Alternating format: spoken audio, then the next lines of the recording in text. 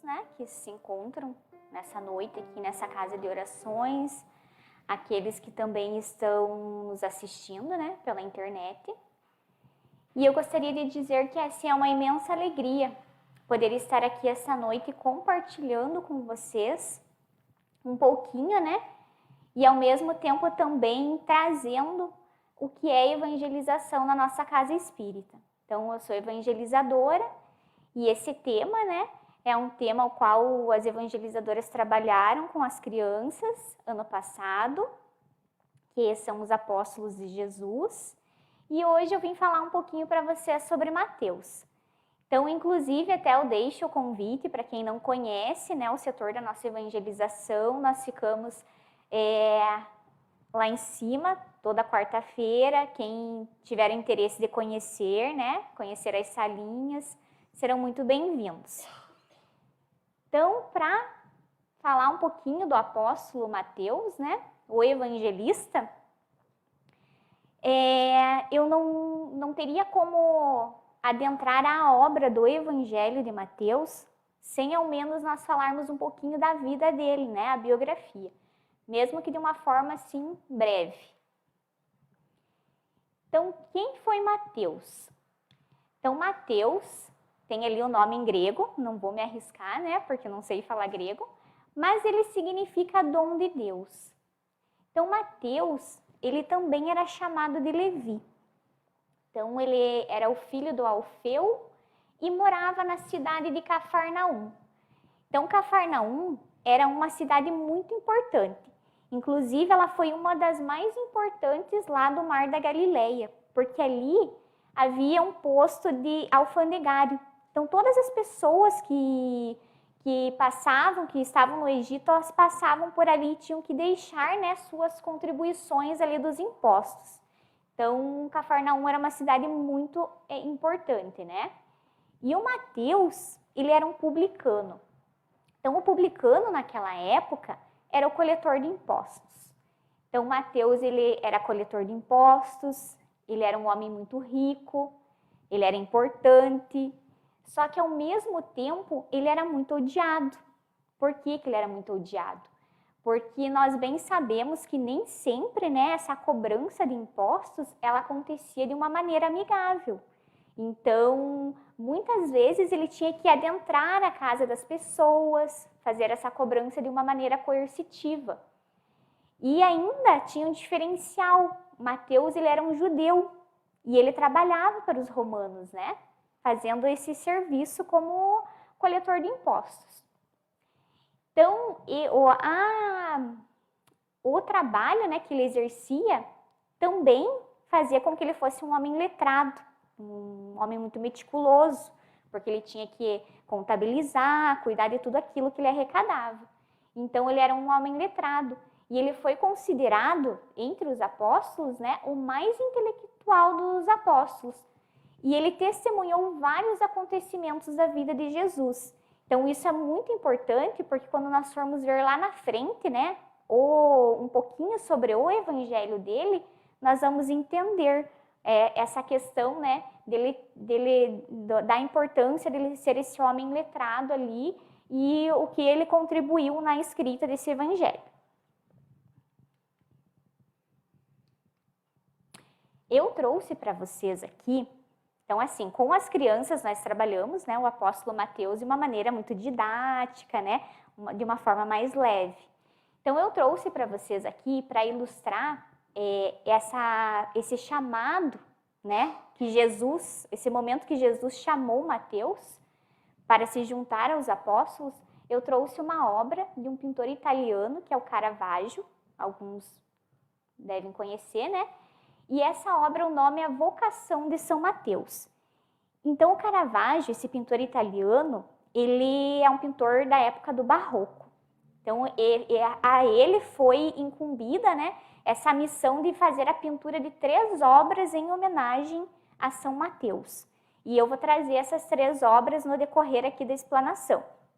Só que eu gostaria de deixar para vocês assim, um ponto de interrogação, para vocês ficarem pensando e no decorrer da exposição refletirem sobre uma questão. Porque, assim, o Caravaggio, ele era um pintor que, para a época dele, ele era bem uma pessoa que assim vivia ao averso daquilo que a sociedade pedia, das condutas, né, de um bom cidadão para a sociedade. Então ele era muito polêmico nas suas atitudes. E eu deixo para vocês a seguinte questão: poderá uma má pessoa ser um bom artista? Ou poderá um homem conflituoso, como era Caravaggio, e polêmico, criar as mais belas obras em homenagem a São Mateus? Será coincidência um homem, né, tido como um excluído, se assim podemos dizer, né, ser justamente o criador dessas obras em homenagem a São Mateus, cujo evangelho, como veremos, é considerado como o evangelho dos humildes? Então, aqui na obra de Caravaggio, ali na Vocação de São Mateus, ele vai retratar, né, esse momento que esse publicano que está sentado ali, né, na mesa, assim, toda a interpretação de uma obra de arte vai depender daquele que está fazendo a análise, né? Então, essa análise aqui ela não é fechada. Então, é uma análise que, né, ela fica aberta para a pessoa que está fazendo a análise. Mas aqui, né, por hora, né, na minha visão ali, ele está retratando o então publicano que está sentado à mesa de jogos e tem outros 4 personagens. Então, Jesus, né, ele acompanhado de Pedro, aponta para Mateus, que é iluminado por uma luz que vem de uma janela invisível. Essa luz seria a graça. Então, a pintura barroca ela tem isso, né, que é trabalhar com essa questão do claro e com o escuro, esse choque, né? E aqui seria a graça. Então, aqui, né, na visão da obra que esse pintor, né, produziu, seria como ele foi chamado. Então, a mão de Jesus, que aponta para Mateus, ela vai lembrar a mão de Deus na cena da criação da Capela Sistina. Então, Caravaggio ele quis mostrar que a vocação, a chamada de Deus, é uma nova criação, na qual a pessoa é tomada de surpresa pela força transformadora da graça divina. É o que de fato aconteceu com Mateus, que na cena é iluminado pela luz que vem de Cristo e aponta para si mesmo como perguntando: é a mim mesmo que estás chamando? Porque se nós formos contextualizar, ele era um publicano, né? Ele era rico, ele era coletor de impostos, então ele cobrava, né, muitas vezes os impostos daquela forma coercitiva, sem contar que tem aquela questão de que os coletores de impostos, eles eram vistos, eram considerados pelos judeus, né, como pecadores, pelo fato da questão da cobrança ali dos próprios impostos, eles eram mal vistos. Então ali Mateus, né, será que é mim que estáis chamando? De acordo com os evangelhos, Mateus respondeu prontamente ao chamado de Jesus e em seguida ele vai oferecer o jantar. Então isso a gente tem, né, no evangelho. Vai convidar todos os seus amigos e também o mestre para comemorar o acontecimento. Então aqui já é a passagem aqui mesmo, né, do evangelho que diz, ó, passado adiante dali, Jesus, agora desvinculando da obra de Caravaggio, mas adentrando ao evangelho, né? Passado adiante dali, Jesus viu um homem chamado Mateus, sentado na coletoria, e diz-lhe: segue-me. Após levantar-se, ele o seguiu. Então, esse foi o primeiro contato de Mateus com Jesus, né? Mateus ali aceitando o chamado de Jesus para se juntar aos apóstolos. Então, a partir do momento que ele aceita esse chamado, ele também acaba deixando toda a questão material, aquela riqueza material, por uma riqueza espiritual. E isso é muito interessante, né? Quando nós fazemos a análise partindo desse princípio, Mateus ele deixa, porque ele era rico, então ele deixa toda aquela riqueza material pela espiritual. E ali nasce um homem novo, quando ele decide, né, se juntar a Jesus. E Jesus, quando ele faz aquele banquete para comemorar, que ele convida os seus amigos, Jesus também é questionado por ele estar junto, né, com publicanos, com pecadores. E ele diz, né, Não vim chamar os justos, mas os pecadores ao arrependimento. Então, aqui já é um pouco assim o mal de ser evangelizadora, porque a gente sempre vai se remeter a alguma coisa para tentar deixar mais fácil, mas é como uma parábola que tem no evangelho da ovelha, né? Jesus, ele nunca vai deixar ninguém perdido. Ele sempre vai querer resgatar, né? E aqui ele fala, né? Não vim chamar os justos, mas os pecadores ao arrependimento.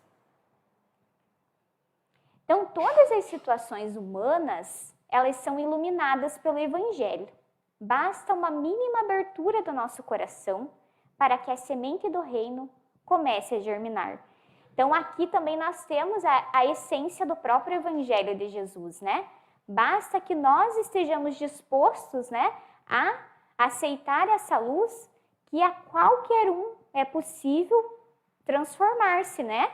Abdicar, às vezes, dos erros, refletir, né, sobre o que deve ser feito, porque nós estamos aqui, nós já estamos cansados, né, de saber que nós somos espíritos em evolução. Então, nós estamos aqui para esse melhoramento, né? Aqui eu coloquei a título de curiosidade, porque quando a gente fala de Mateus, não só Mateus, mas Lucas e Marcos, né, eles são considerados os evangelistas. Então, o evangelista era o título que a igreja primitiva correspondia às pessoas a quem de modo específico se confiava a função de anunciar a boa nova de Jesus Cristo.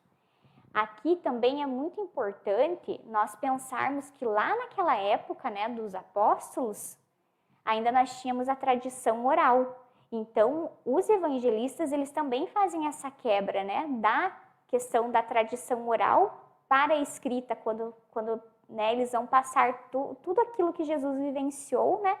Então, vai ter essa quebra também da tradição da oralidade, né? Que os ensinamentos, eles eram passados para as gerações através da questão oral pela escrita.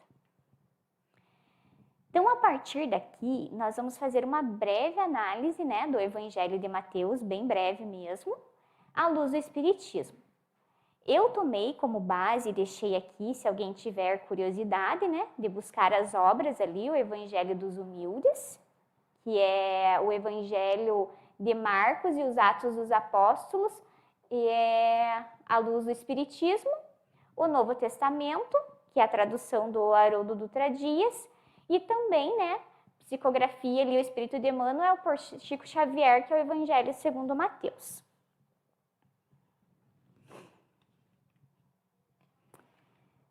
Então, aqui no Evangelho, nós vamos verificar, né, que esse Evangelho de Mateus, ele é considerado o primeiro Evangelho do Novo Testamento. Então, ele vai apresentar Jesus, né, como o mestre que veio realizar a justiça.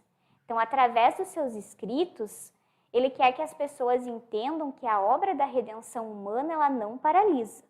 Então, ela continua de uma maneira muito especial, através de pessoas conhecidas, notáveis, e pessoas desconhecidas. Então, aqui nós temos novamente, né, a essência do nosso Evangelho. Por quê? Porque o Evangelho, ele vai se perpetuar, essa redenção humana, né, ele vai continuar, né, através das gerações, não apenas por pessoas notáveis, conhecidas, pessoas importantes, mas pelas pessoas desconhecidas.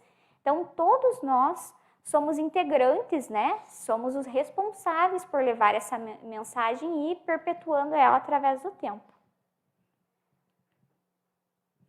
Então, muito do que possuímos de relatos acerca da vida, dos ensinos de Jesus, tem as suas origens exclusivamente no Evangelho de Mateus. Então, por isso que ele é considerado como o primeiro e tão importante. Então, nele, nós encontramos o maior número de menções ao Velho Testamento. Mateus apresenta Jesus como alguém que valoriza os costumes e as leis judaicas, chegando a afirmar que não penseis que vim destruir a lei dos profetas.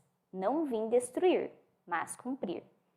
Então, assim, Jesus, ele aparece como aquele que cumpre na sua integridade a fidelidade de Deus, sendo, portanto, o Filho do Homem, modelo que se mantém fiel onde outros falharam, demonstrando ao mesmo tempo a natureza dessa fidelidade e os resultados que dela decorrem. Lembrando, né, que Jesus, ele nasceu como um homem comum, né? Nasceu numa manjedoura, assim como nós, né? Nasceu em um lugar comum. Ele poderia ter nascido dentro de um palácio? Poderia, mas a missão dele era justamente nascer naquele lugar em uma época em que existia muita desigualdade e que as pessoas elas não tinham esse senso de humanidade e de humildade em ajudar o seu próximo. Então, Jesus ter nascido daquela forma, uma pessoa comum como nós, comum, né, entre aspas, porque não, ele é um espírito elevado, né? Mas assim, eu digo naquele cotidiano, né, das pessoas ali comuns, foi justamente para que essa mensagem do Evangelho chegasse com aquele intuito que ela deveria ter chegado. E o interessante aqui é que ao mesmo tempo, né, em que reconhece as vinculações da mensagem de Jesus para com o povo judeu, ele amplia o alcance dessa mensagem, mostrando que o Cristo ele não é um redentor apenas do povo judeu, mas seus ensinamentos devem ser ouvidos e praticados por todas as nações. Então aqui ele não ficou adstrito a um só povo, né? Ele universal, aquele princípio da universalidade. É essa a mensagem, né? O Evangelho dos Humildes. Por quê? Porque a obra divina, aquilo que, né, eu até já comentei ali, ela se concretiza através de todas as pessoas, independente da posição em que se encontra. Então, é muito importante a gente ter esse senso, né, de que esse Evangelho ele vai se perpetuar, ele vai se concretizar independente da posição em que essa pessoa se encontre. Por quê? Cabe a nós, né, aceitar aquela luz da graça, né, aceitar o Evangelho em nosso coração. Então, Mateus, ele fala para os excluídos. Então, ele quer mostrar que mesmo sendo pequenos, são pessoas de valor e não importa onde estejam e em que condições sempre poderão contribuir para o Evangelho de Jesus. Então, aqui é assim a mensagem de Mateus nessa questão de que nós sempre temos que ter esse olhar, né, pelos pequenos, né? A gente nunca vai poder pensar nos grandes feitos. E aqui eu vou se remeter mais uma vez àquilo que a gente sempre fala com as crianças, né? A questão da caridade. Então, às vezes, a gente fica destrito de que a caridade, ela tem que vir de acordo com um grande feito. Eu só vou fazer a caridade se eu tiver condições, né? Se eu tiver bastante dinheiro para contribuir, por exemplo. Não, até porque nós sabemos que existe a caridade moral, né? E a caridade ali material. Então, o que a gente sempre tenta explicar para os nossos pequenininhos lá na sala de aula, lá na salinha de evangelização? Que a caridade, ela vai estar tanto nos pequenos quanto nos grandes feitos. Então, a caridade vai ser você auxiliar com aquilo que você tem naquele momento, né? A caridade de coração, auxiliar com um abraço, com um consolo, com um amigo, com repartir, às vezes, o único lanche, né, que tem. Então, assim, a caridade, eu não vou precisar estar ancorada num grande feito para que eu possa concretizá-la. Eu vou fazer com aquilo que eu tenho né, à minha disposição. E aqui eu vou fazer a leitura de um pedacinho, né, do Sermão do Monte, que é um dos mais conhecidos ali, né, de Jesus. E nesse Sermão do Monte nós vamos ter as bem-aventuranças, né? Então, quando ele faz esse sermão, né, ele vai falar sobre as bem-aventuranças. Nós vamos analisar uma delas. Eu peço licença aqui que eu vou fazer a leitura dele, porque é curtinha aqui a leitura que eu vou fazer. Então, vendo as turbas, subiu ao monte. Após sentar-se, aproximaram-se dele os seus discípulos. E abrindo a sua boca, os ensinava dizendo. Então, aqui vem aquela questão da oralidade, né? Da tradição oral, né? Bem-aventurados os pobres em espírito, porque deles é o reino dos céus. Bem-aventurados os aflitos, porque eles serão consolados. Bem-aventurados os mansos, porque eles herdarão a terra. Bem-aventurados os que têm fome e sede de justiça, porque eles serão saciados. Bem-aventurados os misericordiosos, porque eles receberão a misericórdia. Bem-aventurados os limpos de coração, porque eles verão a Deus. Bem-aventurados os pacificadores, porque eles serão chamados filhos de Deus. Bem-aventurados os perseguidos, por causa da justiça, porque deles é o reino dos céus. Bem-aventurados sois vós, quando vos injuriarem e perseguirem, e mentindo, disserem todo mal contra vós por causa de mim. Alegrai-vos e regozijai-vos, porque é grande a vossa recompensa nos céus, pois assim perseguiram os profetas anteriores a vós. Então, aqui é uma passagem ali, né, das bem-aventuranças que Jesus coloca no Sermão do Monte, e a qual nós vamos analisar. Vai ser bem-aventurados os pobres em espírito, porque é deles o reino dos céus. Então, quando Jesus coloca essa passagem, bem-aventurados os pobres em espírito, então nós vamos fazer a análise dela, né? Pobre em espírito. Então, nós não vamos fazer aquela análise literal, né? Porque pobre em espírito era uma expressão idiomática da época. Então, pobre em espírito não quer dizer sem espírito, né? Pobre, coitadinho, não tem espírito. Não, era uma expressão idiomática da época. Então, pobre em espírito remete-nos à humildade de espírito. Então, bem-aventurados aqueles que são humildes em espírito, porque é deles o reino dos céus. Então, essa humildade, ela não vai ser uma virtude que vai se definir pela aparência exterior. Então, além de nós termos o cuidado, né, dessa expressão idiomática do que é o significado do pobre em espírito, nós também não vamos defini-la, né, nessa aparência exterior. Porque quando nós entendemos, né, que ser pobre em espírito, a importância da humildade, quando nós compreendemos isso, nós passamos a refletir que as coisas, elas nos são dadas como um empréstimo e nós teremos que prestar contas disso. Então, tudo aquilo que nós temos, tudo aquilo que muitas vezes nós adquirimos aqui, nesse plano material, nos é dado como empréstimo. Nós vamos ter que prestar contas do que nós estamos fazendo com isso. E que ao sermos colocados em uma posição de poder, a fama, o sucesso, isso deve servir para contribuir, ensinar e auxiliar. Nunca nós devemos nos achar superiores pelo que somos ou pelo que possuímos. Por quê? Porque os pobres em espírito que entrarão no reino dos céus. Então, essa humildade de espírito nos faz refletir sobre isso. Devemos valorizar as pequenas coisas da vida, pois quando focamos somente nas grandes, acabamos esquecendo das pequenas. Focar nas pequenas coisas da vida, o fato de você estar vivo.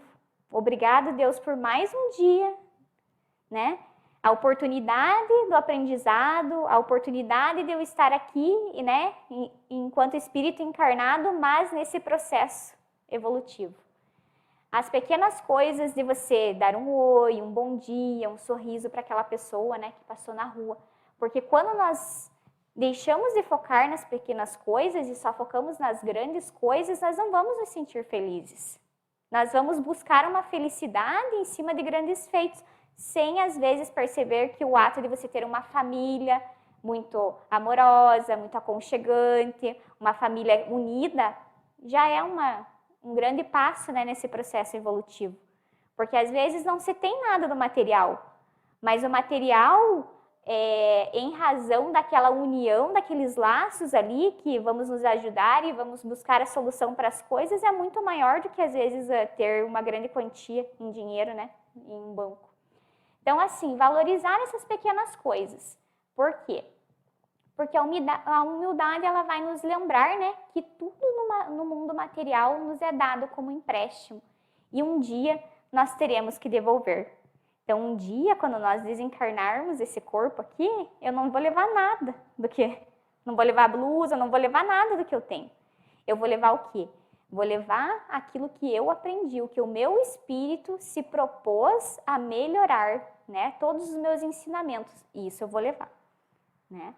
Em todos os aspectos, sejam eles espirituais e até às vezes saindo um pouquinho da questão espiritual, a questão mesmo de você estudar ali e evoluir no sentido ali do teu espírito nas tuas atividades ali, na tua profissão, na tua... Por quê?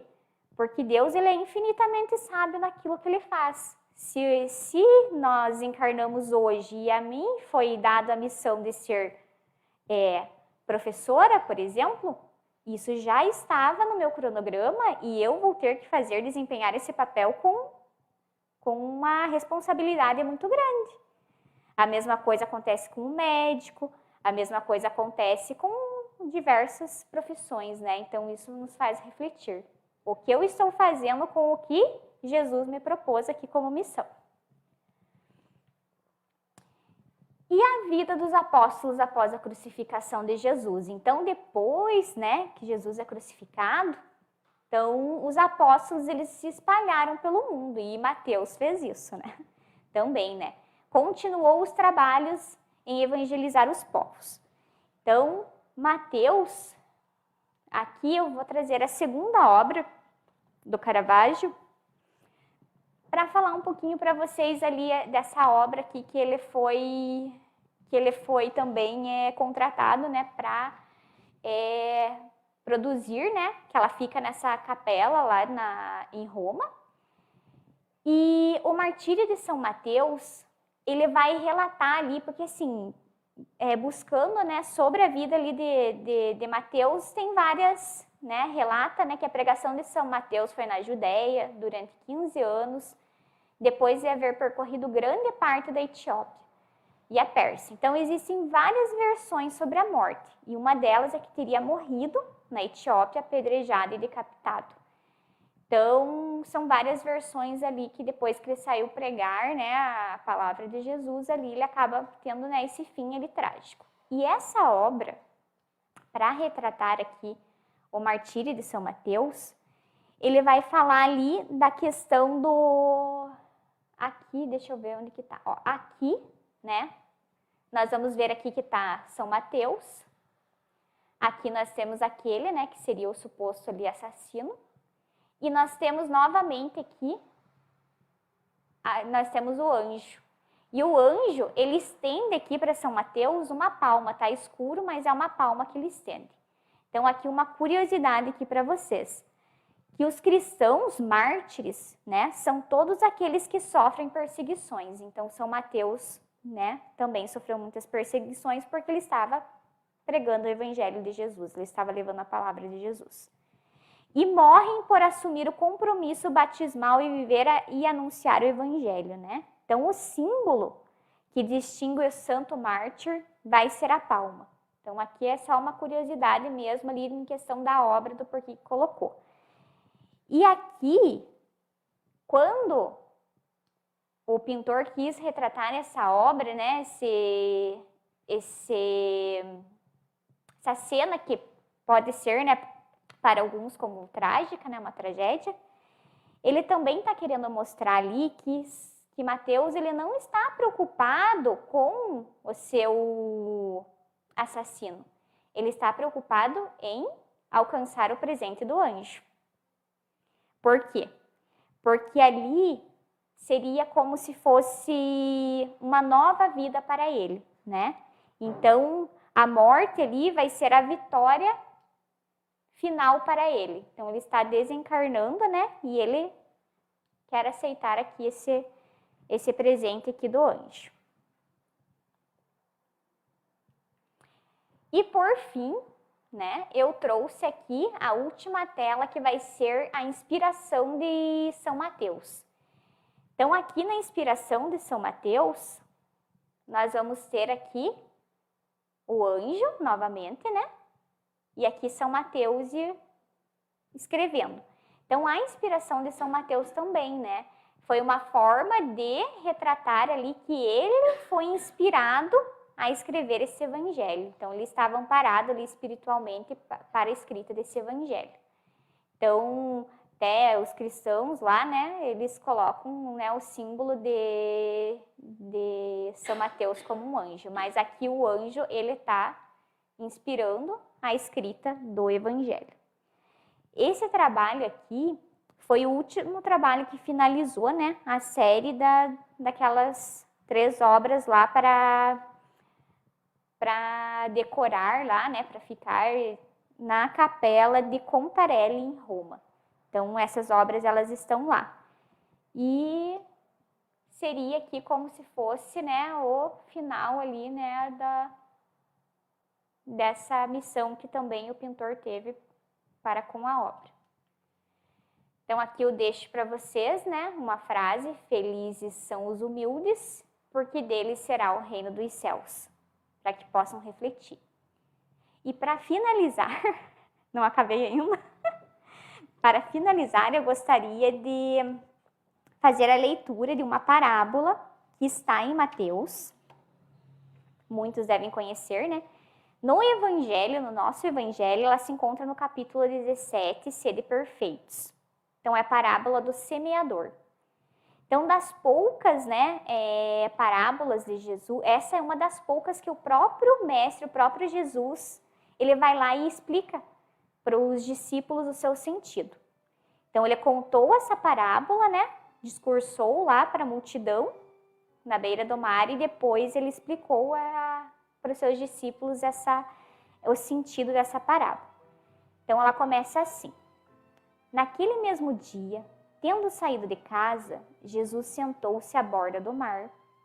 Em torno dele, logo reuniu-se grande multidão de gente, pelo que entrou em uma barca, onde sentou-se, e ali, né, à margem de todo o povo, disse.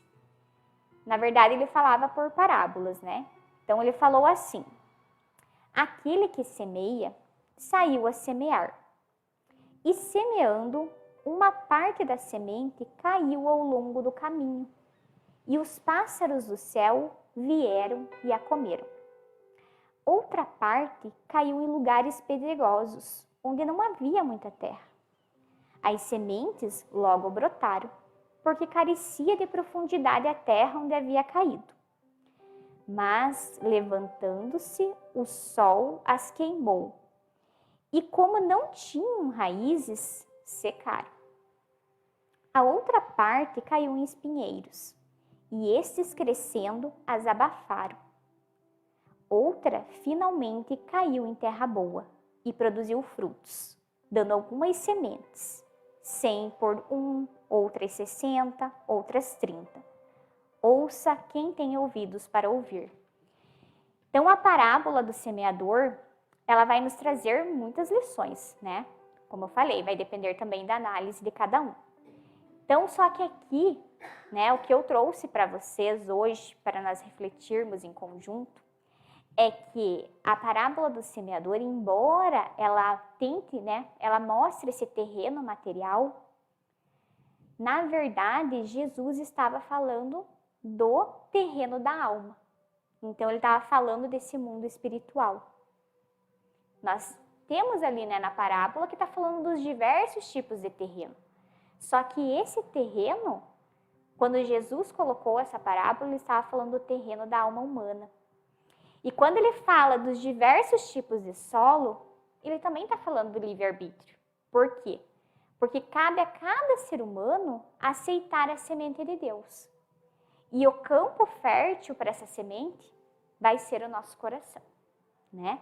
Então, quando alguém ouve a palavra de Deus, mas não entende aquilo que é semeado, aquelas palavras, elas são arrebatadas do seu coração, como as aves que comeram as sementes, lá no início da parábola.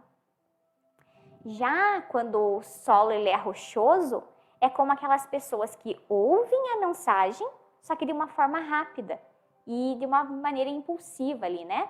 Até ouvem com alegria, mas acaba durando pouco, né? Então, é o terreno rochoso. E aquelas que ouvem a mensagem, mas as preocupações do mundo as impedem de aceitar, Porque às vezes a gente fica muito focado nas preocupações do mundo, muito focado na materialidade, no material, né? Então a gente acaba tornando esse terreno infrutífero. Então essa semente, ela é semeada entre os espinhos, como ele colocou na parábola. E quando ela é semeada em um bom solo, significa que o indivíduo ouve e atende, né? E atende aquela mensagem, surgindo assim o fruto e se multiplicando. Então essa parábola, ela vai trazer, né, diversos significados, vai trazer muitas lições. Mas ela vai ensinar que a semente do evangelho, então aqui a gente trazendo, né, para o nosso evangelho, a semente do evangelho, ela alcança todos os tipos de solo. Seria como hoje nessa sala aqui.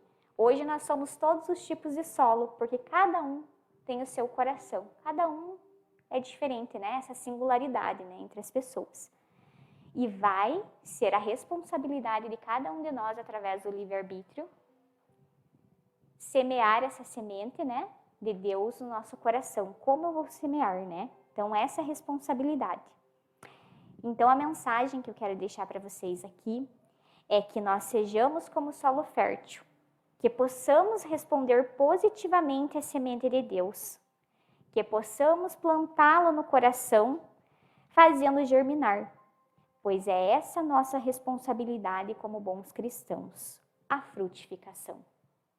Então, era isso que eu tinha para dizer para vocês nessa noite, e eu desejo, assim, um bom restinho de semana, que cada um volte, assim, com muita paz no seu coração e pensando nessa sementinha, né, que Jesus planta em nosso coração e como que nós vamos cuidar dela e como que nós vamos fazer ela frutificar.